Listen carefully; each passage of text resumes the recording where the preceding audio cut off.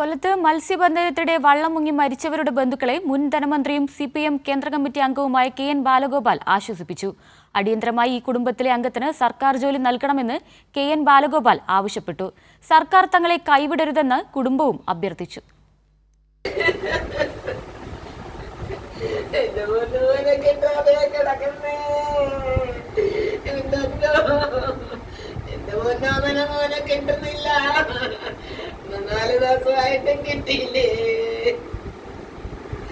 കടലമ്മയോട് തന്റെ കുടുംബത്തെ മടക്കിത്തരാൻ അപേക്ഷിക്കുന്ന രാജീവന്റെ ഭാര്യ സുമംഗലയുടെ ഈ വിലാപം കഴിഞ്ഞ 4 ദിവസത്തിൽ കടലിൽ ജീവൻ നഷ്ടപ്പെട്ട മറ്റ് 2 പേരുടെ കുടുംബത്തിലും കേൾക്കാം. രാജീവന്റെ മരുമകൻ രാധാകൃഷ്ണൻ, മകൻ ഗൗതം കൃഷ്ണനും അപകടത്തിൽപ്പെട്ടു. ഗൗതമിനായി തെരച്ചിൽ ഇപ്പോഴും തുടരുന്നു. പുതിയ വള്ളം വാങ്ങാൻ കിടക്കാടം നഷ്ടപ്പെടുത്തി. ആ വള്ളവും നശിച്ചു. ഒരു കുടുംബത്തിലെ 3 പേരെയും നഷ്ടപ്പെട്ടു.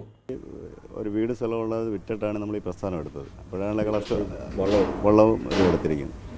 പിന്നെ കുടുംബത്തിൻ്റെ അത്താണിയാണ് ഭർത്താവ്, മകൻ, 2 പേരും നഷ്ടപ്പെട്ടു. വീട് നഷ്ടപ്പെട്ടു.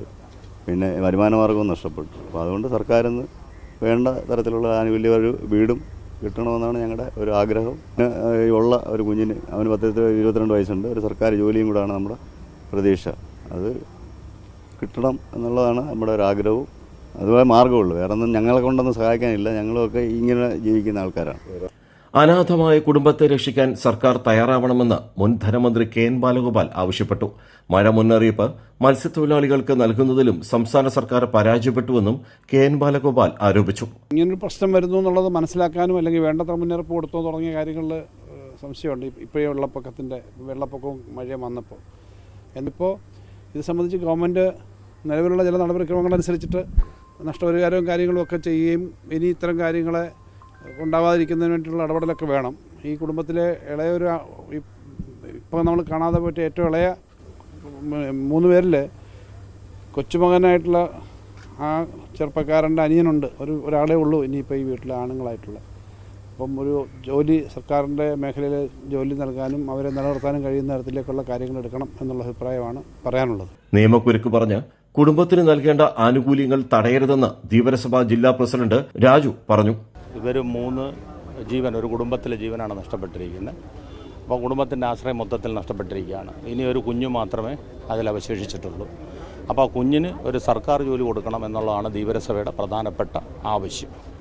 അപ്പോൾ മലയിടിച്ചിൽ അങ്ങനെയുള്ള കാര്യങ്ങളുണ്ടെങ്കിൽ എല്ലാവർക്കും ഇതുപോലെ കുടുംബത്തിലൊരാൾക്ക് ജോലി കൊടുക്കുന്ന ഒരു സമ്പ്രദായം പണ്ട് മുതലേ സർക്കാർ തലത്തിൽ ചെയ്യുന്നതാണ്.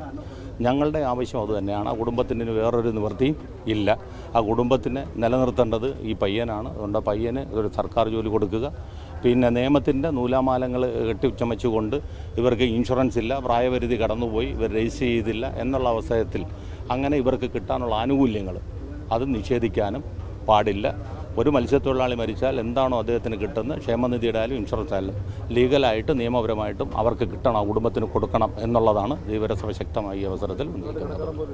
കഴിഞ്ഞ 4 ദിവസം കനത്ത മഴയത്തും കാറ്റത്തും കേരളത്തിന്റെ സൈന്യത്തിലെ 4 പേരുടെ ജീവൻ നഷ്ടമായി. രാജ്കുമാർ, കൈരളി ന്യൂസ്, കൊല്ലം.